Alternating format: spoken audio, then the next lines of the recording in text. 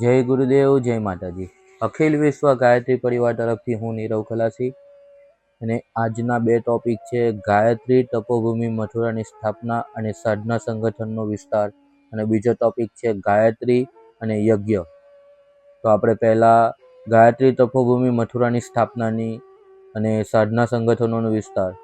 ઈસવીસન 1953માં પરમ પૂજ્ય ગુરુદેવના 24 લાખના 24 ગાયત્રી મહાપુરુષક્ષણો પૂર્ણ થયા।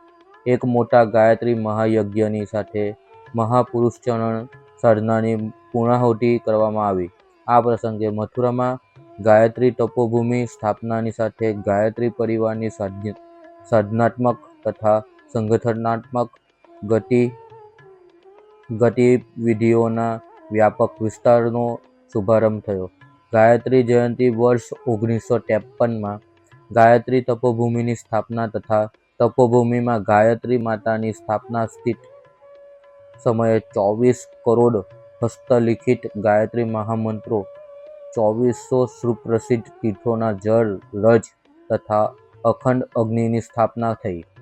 બીજો ટોપિક છે ગાયત્રી અને યજ્ઞ। પરમ પૂજ્ય ગુરુદેવે પોતાના પ્રચંડ તપોબળથી ગાયત્રીની કિલિટ અને સ્થાપિત હોવાની સામાન્યતાઓને દૂર કરી, જેને જનજન માટે સુલભ બનાવી। મહિલાઓને પણ ગાયત્રીનો અધિકાર અપાવવો એ પરમ પૂજ્ય ગુરુદેવની વિશિષ્ટ સિદ્ધિ છે।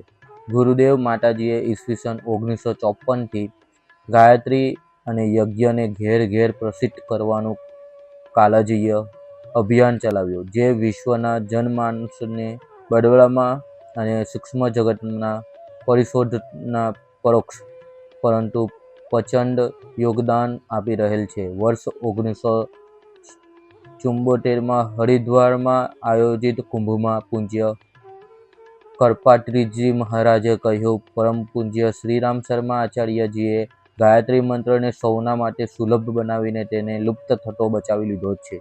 પરમ પૂજ્ય ગુરુદેવે પ્રથમવાર ઈસવીસન 1958માં ગાયત્રી તપોભૂમિ મથુરામાં વિરાટ 1008 કુંડી ગાયત્રી મહાયજ્ઞનું આયોજન કર્યું। તેની સફળતા લોકોની કલ્પનાથી પર હતી।